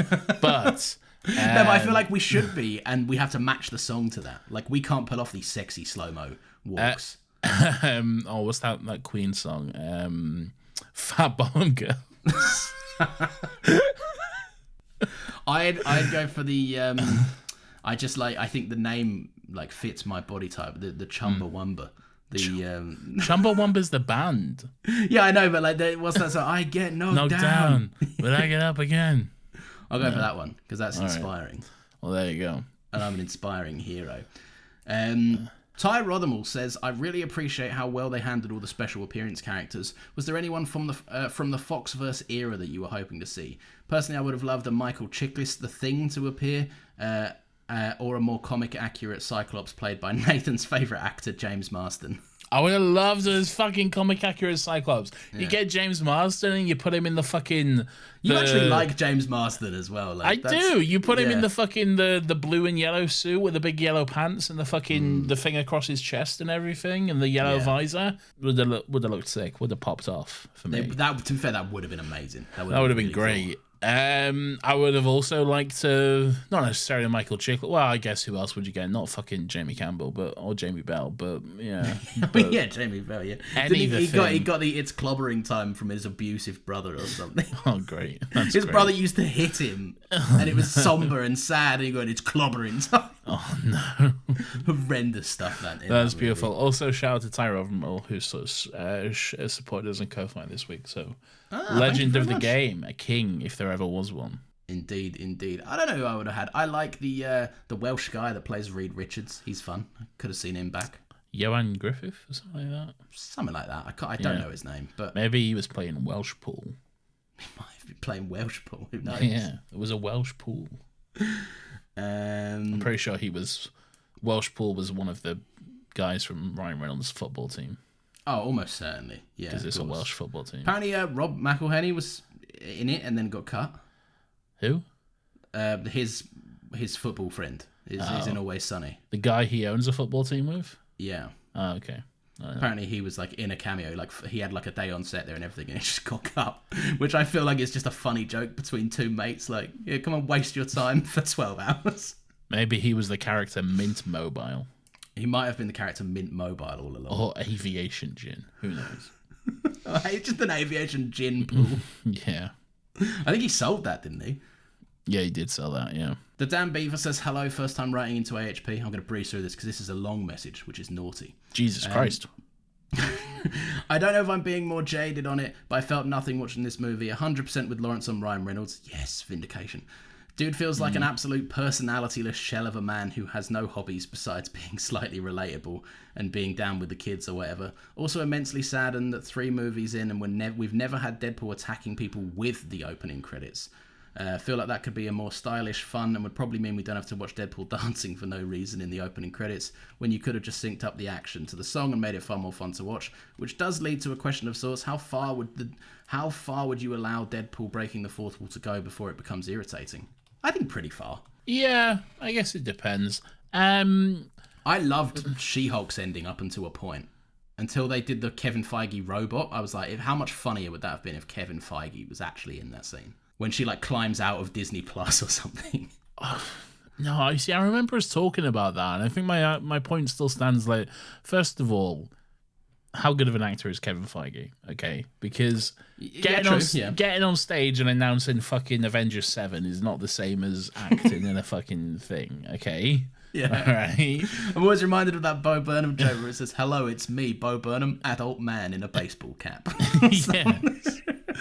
And like you have to bring that up, and then also like I don't know. I just think there's something funny about the build up, and then being like, "Oh yeah, you got to go see Kevin," and Kevin makes all the decisions, and then it's just a robot, but he's got his little hat on as well. See, for me, that's a pulled punch, but you're saying it's like an extra joke. Yeah, that's why the joke works. Yeah, it's there's a comedy term for it, which it's like a rug pull kind of thing. Isn't it? Not a rug pull. It's like it's a subversion. Subversion, yeah, subversion of expectations. Yeah, it's a good thing to do. Fair enough. That's why the best fucking joke ever written is Auntie Donna's fucking Zach. Don't be such a makes the square motion with your fingers. Take a beat. Cunt. It's one of my favourite jokes ever put on stage. It's the best joke of all time. Okay. The Dan Beaver comes back with an edit. Sorry, I had more thoughts. I don't get why this movie goes out of its way to make people think they've loved characters their whole lives when realistically they're from franchises that people mostly convince themselves they love. Also, why is there a slur in a movie? That completely ruined the enjoyment. Slurs have place in media, but it sure as hell isn't in an MCU movie. I agree with that. I don't know if I agree that people are always convincing themselves to love other movies. It was weird, yeah. The slur was weird, yeah. Yeah. I don't know, man. There we go. What was the convincing thing? The people are saying, "Oh, we've always loved these characters," when actually, like, they're mostly just like the revisionism and all of that stuff that people always do. Yeah. I don't necessarily think that's entirely. I think there's a lot to love in the original two Fantastic Four movies. They're hokey and they're silly, but there is fun stuff to them. I will say, when the last time I watched those movies, which was probably over 10 years ago, okay, yeah. I remember having a really good time watching them. I was like, these are fun. Like, are they great movies? No, absolutely not. But they're a good bit of fun. Okay? They are. I think they're a good laugh. Yeah. Yeah.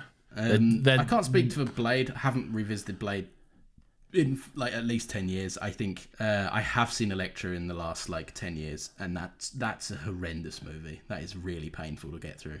Yeah, but funny. I like Jennifer Garner. Jennifer Garner's fun. She's alright, I guess. And last one I'll read out. Sambuca Waters says, the moment where Logan pulled his cowl down to Like a Prayer made me audibly go, oh, and then, do I have to do the rest? Yeah, you do, yeah. Okay. You do. Ho, ho, ho, ho, let's fucking go! Like Father Christmas. I then took a regrettable hype sip of my beverage just as Deadpool said the catty bitch line, which resulted in me making said beverage rain over the row in front. Jesus. They didn't even care. No regrets. 10 out of 10. I 100% would have cared if that happened to me. Someone spat a drink on me. Yeah, I did. Yeah. Look, I'm sure it's a fun moment, but I would still turn around and be like, what the fuck's your problem? Yeah. They go on to say, is there a movie, TV, or video game moment that caused you to have a spit take? And we'll get to that. It says, love you guys. Between this has still got legs. You've been in the voices in my ear for over a year now. Long live two supple boys, which is a joke we said like a year ago. Oh yeah, I remember that. Thank you. That's lovely. And thank you to everyone that wrote in. Is there any spit takes that you've been doing to moments? I don't know. Do you have any? There's been moments that have not literally spit take. There's a moment pretty early on in The Last of Us Part 2 that made me go, what the fuck? And have quite a visceral reaction. Is that the moment? Oh, the moment, yeah. Yeah. Okay. Yeah, that's a pretty anyone who knows moment. What that is will know what you're referring to. Yeah. Yeah. I can't. Spit take implies funny though, isn't it? Like, is there a moment that's really just fucking got me big time? The divorce had me like that in this line. The divorce line. That was very funny. That really did get me. Yeah. And to the point where I am dumbfounded that was allowed by Hugh Jackman. Let that one go in. I don't know. I'm on the spot, so I'm sure there is, but I can't think of any. What about you? No, same, to be honest. I really can't think of any. I'm sure that would. Well, I probably wouldn't have done. It's a good thing we answer questions. It's true. Yeah, I probably wouldn't have done an actual spit take at any of them. But if I happen to be drinking a drink at that moment, then I'm sure there are some. I'll say the Auntie Donna cunt joke. It's a very funny joke. It's very good. It's so good. If you don't know what I'm referring to, just look up Auntie Donna Smoker's Tree on YouTube. Okay? Yes, yeah. And just wait for it because it's so good. It's one of the best jokes. It's the best written joke of all time. It's so good. Fuck, it feels. We'll move on to recommendations in a second, but my gosh, we're done with X-Mania. Hey, Did you have fun? Look. Play the montage. Play Green Day's "Time of Your Life," okay? As we go through this montage, all right? Sure. Don't actually copyright. Look, no, I had. It was nice to revisit some of these movies. Some of these movies I could have done without ever seeing again, and I probably will never watch some of them again. Okay. Yes. Yeah. But I think it was nice to revisit this now kind of dead world. And then give it one last look in, I guess, before we move on to whatever comes next, Yeah. Last week you told me that if there's I told you I finalized my X-Men ranking. Okay. I know you don't like ranking things, but for fun, would you like to hear if you agree with mine? And I've been thinking about change on Letterboxd going to not ranking things from now on. Just log in, no ranking. Just log in, keeping that to yourself. And if you've got thoughts to share, there's text for context. Yeah, I can share a thought. I can share what I think of the movie, but the whole star rating thing, because I think too much about it. I'm like, I gave this one a 4 and this one a 5, and and it's like, I always try and do it with what the movie is trying to do. Did it succeed? Out of 5. Yeah, I don't know. But then that's a bit egotistical because I don't always know what a movie was trying to do. So and you are a dumb cunt as well. It's true. Yeah, he doesn't know anything. Would you like to hear my Letterboxd list ranking?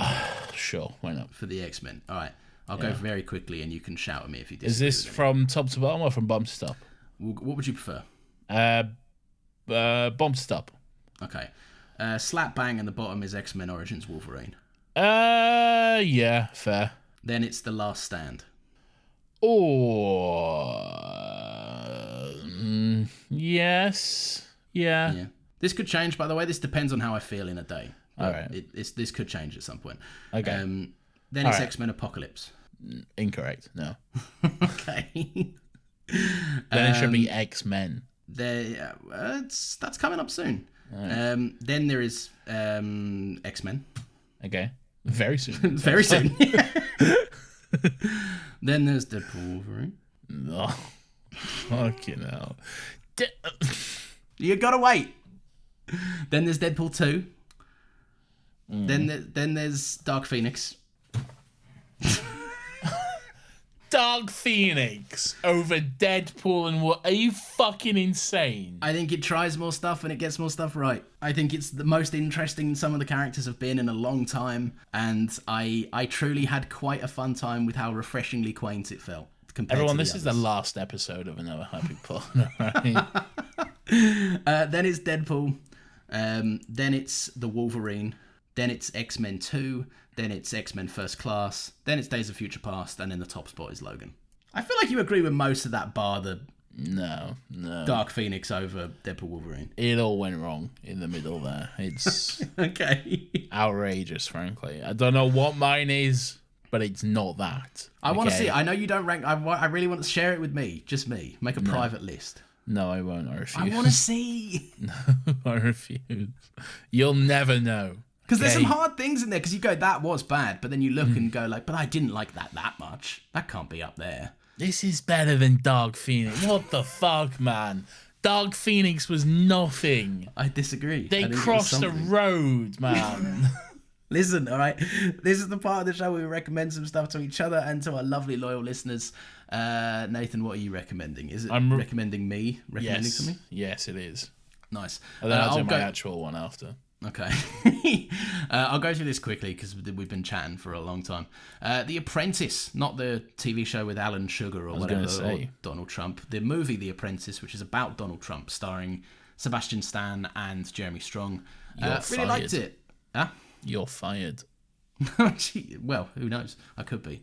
I liked it. I thought it was great casting. It's not as obviously on the nose as you'd expect it to be. There's some flaws. I don't think they go as hard as they maybe could have done, but I do think it's an interesting picture and an interesting look into like kind of how this horrendous cult leader, fascist, horrendous piece of monstrous shit that Donald Trump is, how he came to be and how people enabled him and how he was able to bully his way to the top, essentially.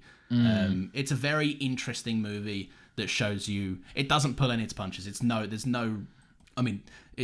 surprise that Donald Trump is trying to sue like 50 people involved with the making of this, whilst also trying to run a presidential campaign, because it's a damning look into his ego, and it's quite a brave performance from Sebastian Stan to play this much of an embarrassment of a bloke. Side note, this is unrelated, but I have just seen that our friend Beth, who we mentioned in this episode, I just opened Twitter and she has tagged you in a quoted tweet, and that tweet says, "This is your message to just let that hair go if you're balding." What the I said nice thing. Do you know what, Beth? Fuck you, you're never coming on. Wow, that is cruel. That's funny. That is fucking cruel. That's good stuff right there. Anyway, so The Apprentice. Yeah, it's a good movie. You should watch it. I wouldn't rush out for this, but it will be on streaming eventually, and it's one to watch. Should I rush out and catch it in IMAX? No, I don't think it's in IMAX. I'd be very surprised if it was in IMAX. I'll go see it in IMAX. But it is a good movie. It's a good movie. There's very fun... I won't spoil it, but there's fun sequences towards the end that really make you go like, wow, this guy's a loser. At any point does Donald Trump say, "You're fired"? I don't think so. At any point does he say, "I'm going to run for president of the United States"? No, but there are a few moments where there's people be like, and this did happen, there's actual real interviews that they're referencing where like, what's next, the presidential campaign? And he's like, I'm not interested in that. And then the ending of the movie is very much like, but what if I was interested in it? Which is it's a bit of a hokey ending, but it's a great movie all round. At any point does he say, "Grab her by the pussy"? No, he says a lot worse or does a lot worse. Ooh. He actively does that.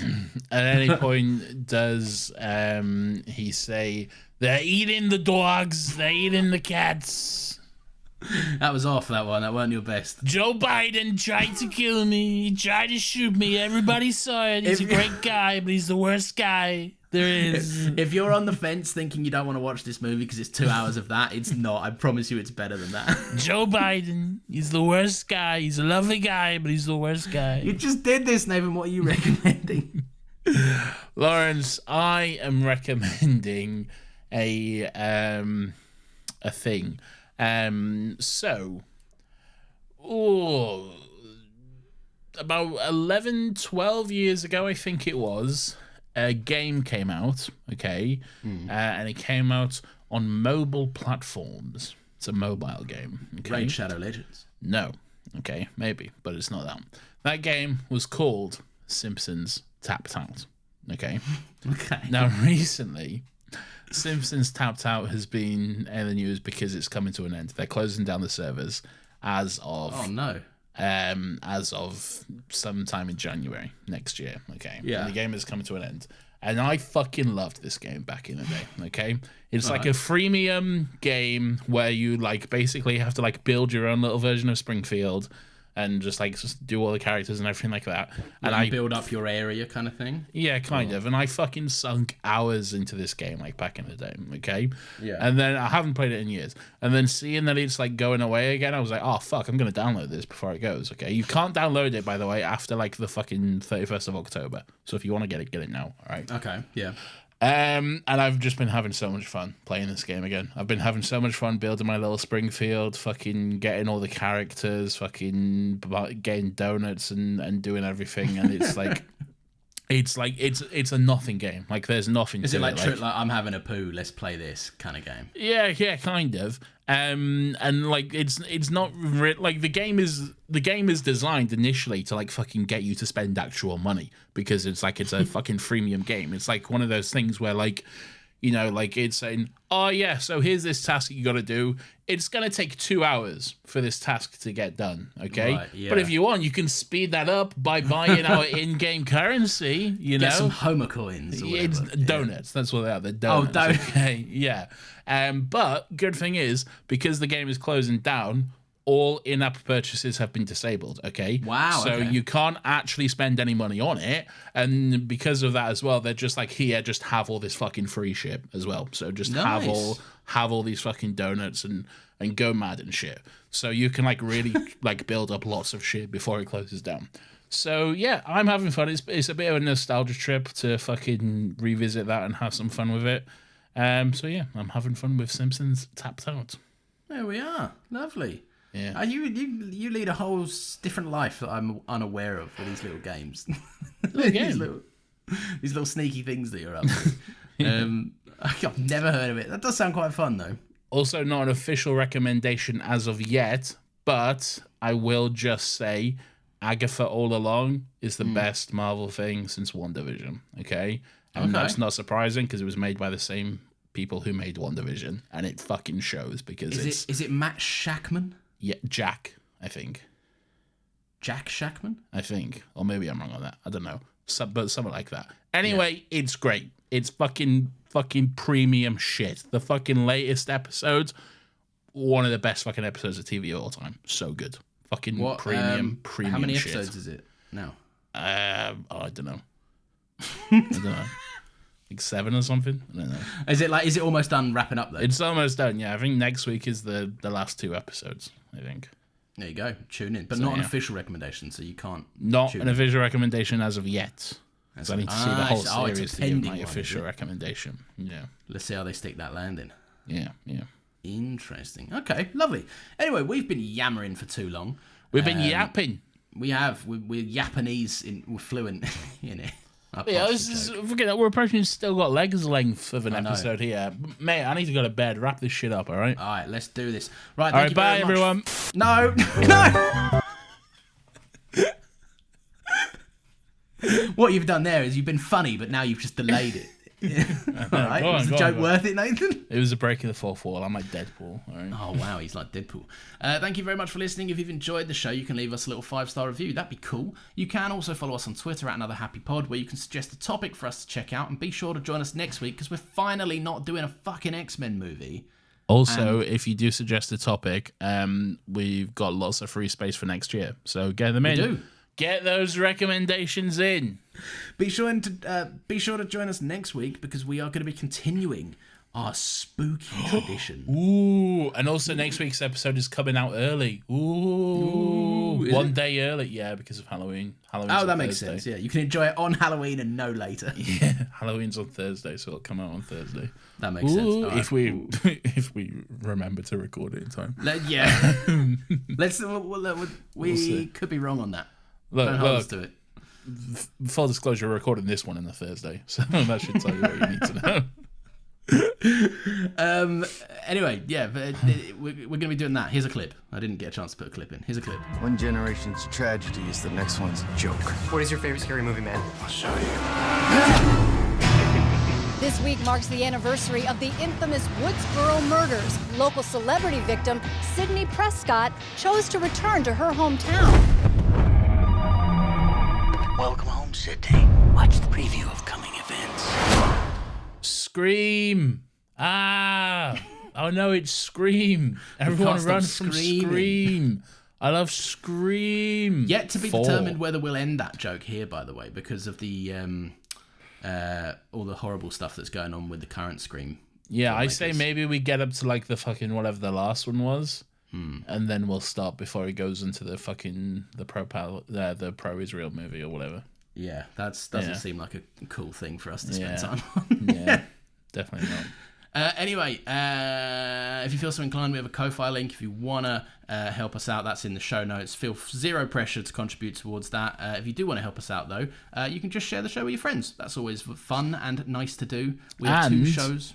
I'll give you a little kiss. Oh, we'll give you a little kiss, everyone. Oh, there it is. He gave you one for free. But only if you share it. I'll take that back otherwise. Oh, no, he can do that. I've seen him. Nathan, we've got 2 shows, don't we? What's the other show we do? Yeah.